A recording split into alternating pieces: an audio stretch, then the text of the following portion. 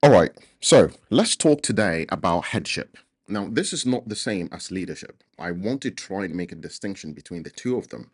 I'm talking very, very specifically about headship as described between the husband and the wife, um, the church and Christ, and so on and so forth. And the reason why I want to talk about this today is because if you've spoken to any modern woman recently, you've probably realized that, especially if they're Christian, they are not into submission, the idea of submission. And I've always thought that it's because of feminism, right? Feminism has sort of taught women to see themselves as people who are identical to men, or sometimes even better than men. And so the vast majority of ladies, especially in the church, are absolutely not interested in submitting to a man. I can understand that in a way, but it only recently dawned on me that another possible contributor, besides feminism and the whole ideological aspect of it, is that a lot of men don't understand headship. They don't understand it. You see, the vast majority of women, at least, understand submission in the wrong way, but they understand it well enough to be able to be terrified by it. But a lot of men don't seem to be terrified by headship. And I was wondering, why is that? Why aren't people kind of terrified about the heft and the weight of responsibility, which is headship?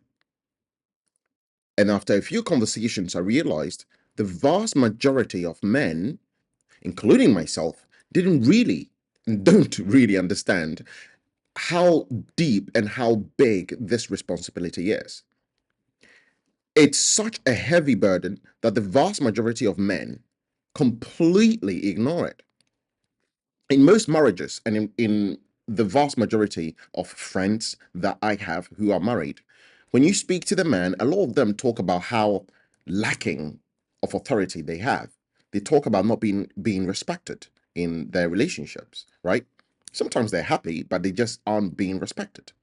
Or sometimes they feel like they don't have any authority, they don't have a say. Actually, the person making final decisions and all that stuff is the woman or the wife.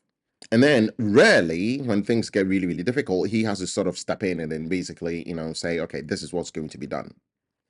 And they were seeing all of that stuff as a sort of really, really negative thing. And I started thinking, huh, there is a small chance that most men, most Christian men, don't really understand what headship is.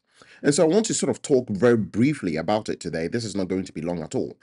I want to talk really, really briefly about it so that we can have a deeper understanding of what headship is. Not to terrify you, but to help you prepare yourself and to become aware of the responsibility that's awaiting you as a man in marriage. My name is Dr. Josiah Lawrence, and this is Purpose, Prayer, and Planes.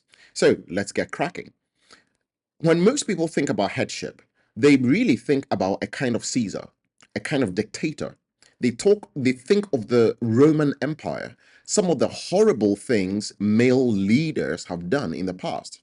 That's what a lot of people really, really think. They associate leader and headship in this exactly the same way. But whilst the two positions actually overlap, they are not identical, at least not from a biblical perspective. When women think of who they have to be submitting to, they are not thinking, oh, I have to submit to Christ. That's not what they're thinking. They're thinking, I have to submit to a leader like a Caesar, like Donald Trump, like some sort of dictator, like Putin, or something like that in my life, who's going to be controlling every single aspect of my life. They think of control. They think of a loss of humanity, a loss of identity. But that isn't what headship is. And so, if we take a look at the example of Christ and other biblical examples, we will be able to understand it a lot deeper. So let's get cracking, eh? The first definition of headship is actually source. Yes, source or origin. When we look at this from the perspective of creation, we can see that the source of a woman is actually a man. Now, a lot of people hear this and then they think, this basically means that women are sort of diminished compared to men. But that's not what that means. It doesn't mean that at all. When we talk about source in this dimension, we're talking about life giving, initiating, not domination. And so, this is the question I have for most women. If you're a woman and you're listening to this, here's a question I have for you.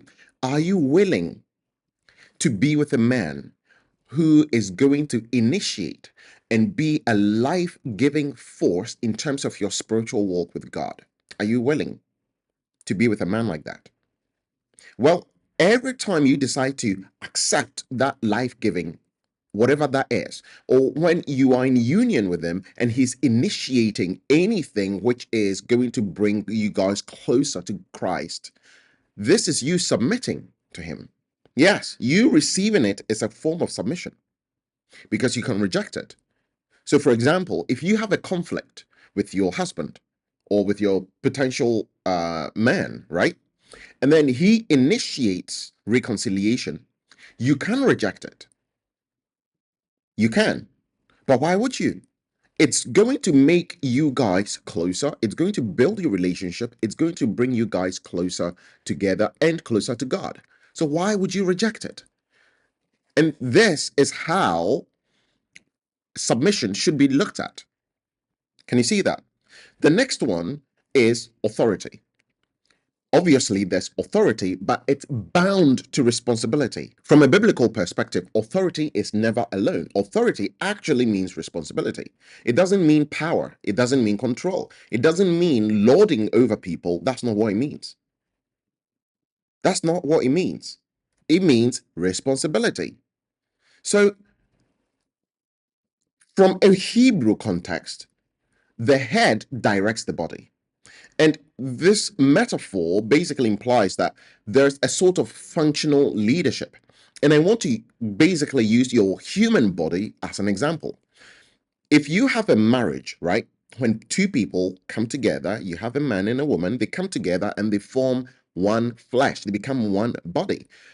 The man is this head and the woman is the rest. Now, think about it. What does my head do? Most of the time, if I have to walk, if I have to clean, if I have to cook food, if I have to go consult with my clients, the rest of my body is doing a lot of things, right? But they are receiving instructions from the head. Now, I can choose to be headless, but what happens to the union, the entire body, right? If I lose my head, the head loses its function, the body loses its function too. And you can see that the two have to be together. And I can't have a body that isn't obeying the head. Because when that happens, it's called a disease. And I'm very, very sure you can come up with examples of some kinds of diseases which involve the body behaving in ways which the head doesn't want. There are some people who have tremors, they have shakes, they have seizures, for example, which are basically the body doing things that the head doesn't instruct the body to do. And everyone sees that, and then we know that this is a sickness, it's a disease. We all know it, right? And it's exactly the same.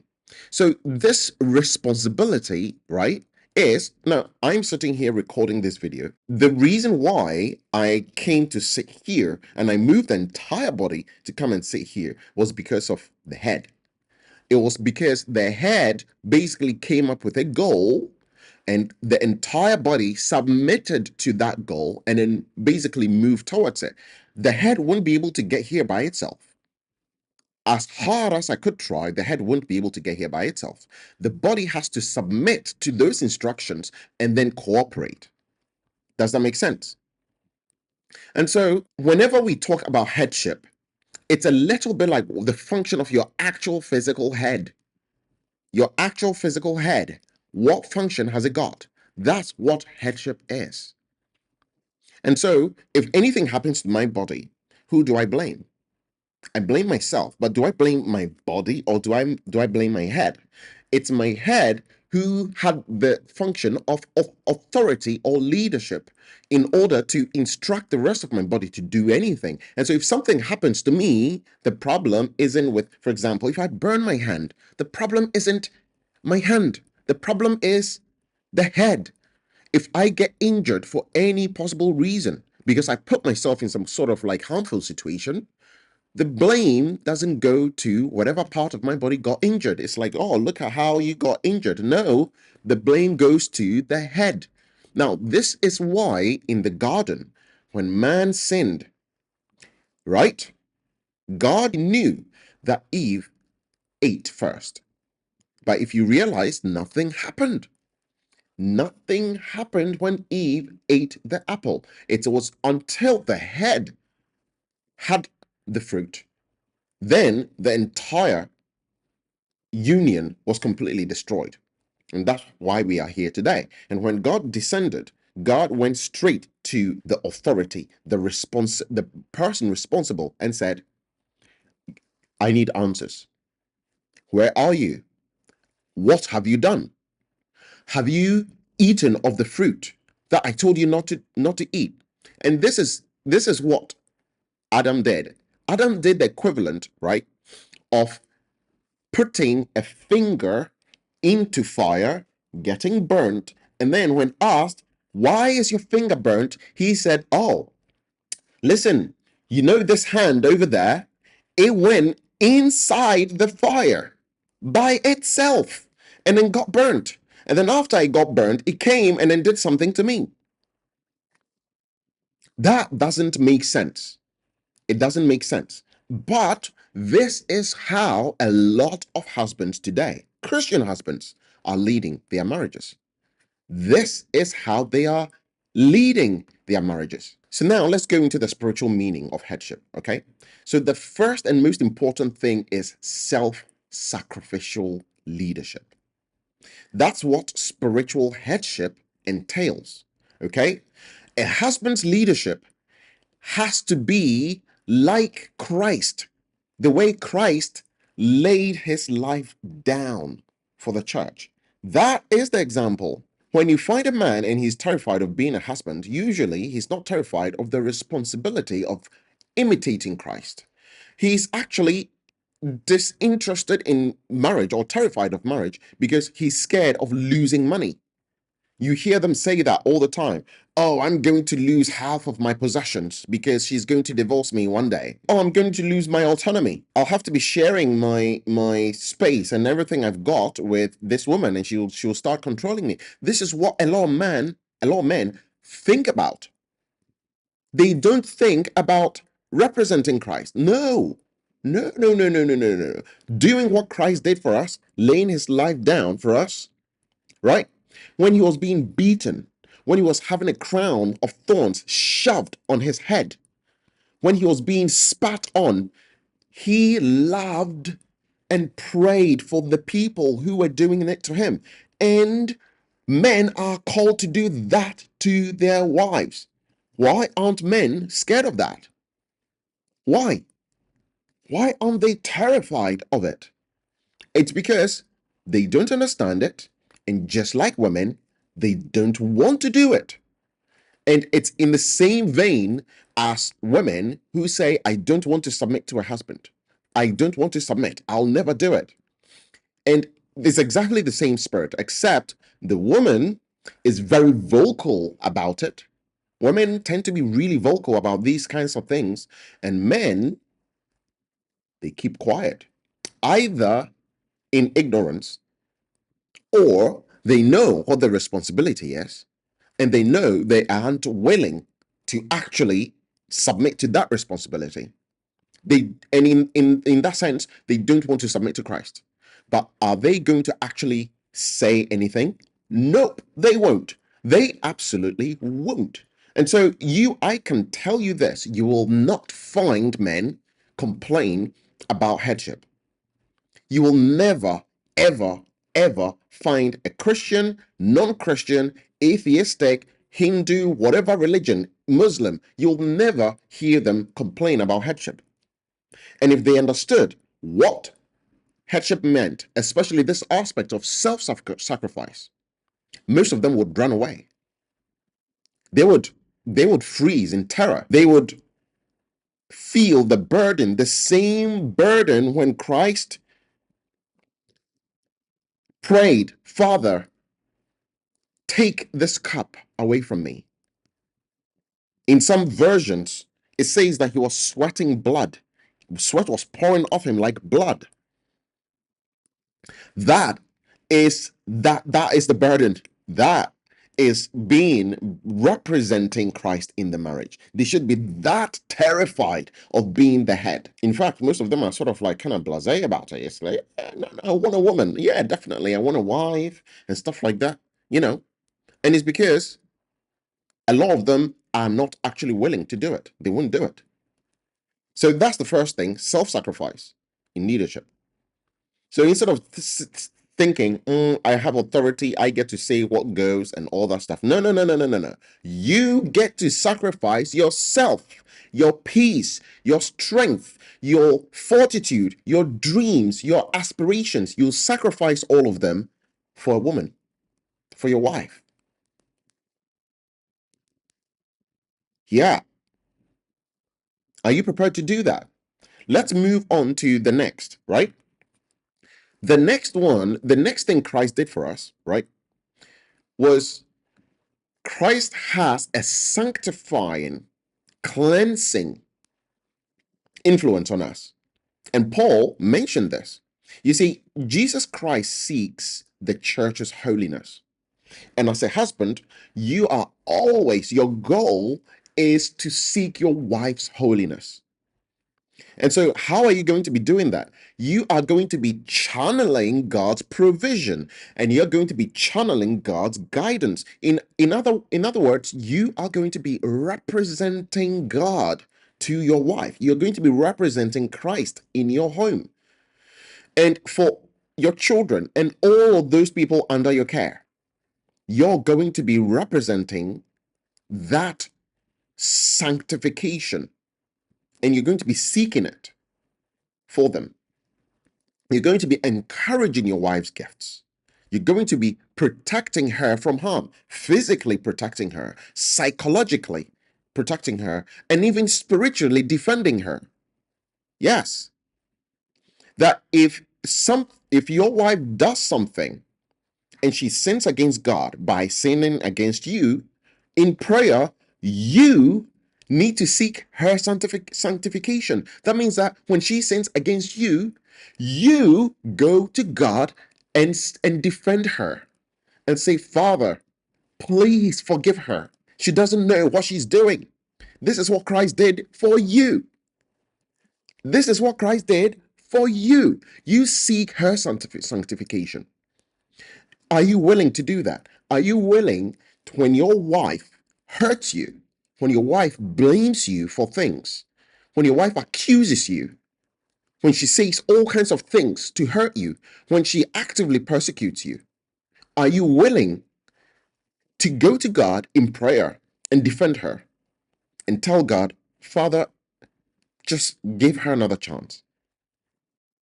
Please, please forgive her for what she's doing to me. She has no idea what she's doing. Instead, most men lift their fingers, they lift their hands, they use their strength against the woman. That is not what you were called to do as a husband.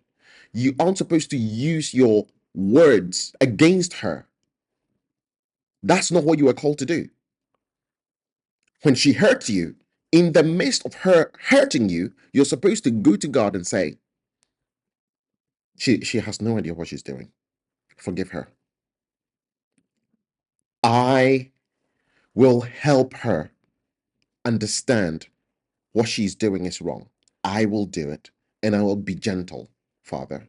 Forgive her for what she's doing. Can you do that as a man? Your entire marriage. Now, the third thing is basically a sort of mediation of blessings. So, in kingdom economy, right? In kingdom economy, the head carries the role of sort of bringing in God's blessings. By the way, this is the reason why Jesus said you need to pray in my name, because the channel of blessings comes through Christ. The channel of grace comes through Christ. Now, for you as a husband, the channel of provision of anything your wife needs is through you. Yeah. And so, if you are a spiritual head, you have to submit yourself to Christ so that you can be an instrument of God's grace, not just some things for your own self gratification. You're not going to be saying, "Oh, I provide for my family," and then have that pride. No, no, no. You are just an instrument. You're a vessel. You're a channel. That's what you are. And the provision, the money that you give your family, it doesn't come from you. You are not providing. God is providing for your family, for your wife, and for your family through you. You don't own the money. You don't own the house. Okay? If you do, you can't call Jesus your Lord, because Lord means owner. He owns you, and you work for him. You function for him. Isn't that humbling to know? Isn't that? The next one is basically accountability. You are going to be ever accountable to God. If you do anything to upset your wife is going to cry out to God. She will go past your headship to Christ and complain to Christ. And when she does that, that will what? Inhibit your prayer. Nothing is going to inhibit her prayer. Nothing.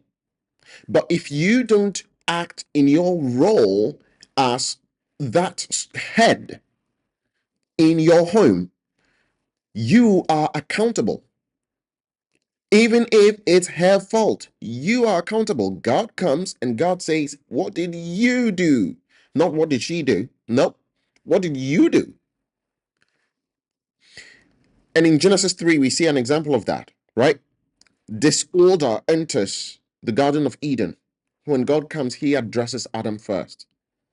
And he wasn't trying to say that Eve is insignificant. That was not the point. But that Adam bore the primary covenantal responsibility in that relationship. And God always addresses the head first. And so for your sins, right, God won't come to you first. God goes to Christ and says, account for this. Account for this person's iniquity. And Christ will then take your iniquities upon himself. And he did that once and for all on the cross. Men have such an important role in marriage. And most women don't see Christ in men. They don't see Christ in their own fathers. And so they are unwilling to submit to this, what I've just described. They are unwilling to submit to it. They are scared of being controlled. They're scared of and terrified of someone turning them into a slave. They don't want a Caesar in their home. That's not what women want. They are looking for Christ in their home. And you, as a man, have to be ready and willing to represent Christ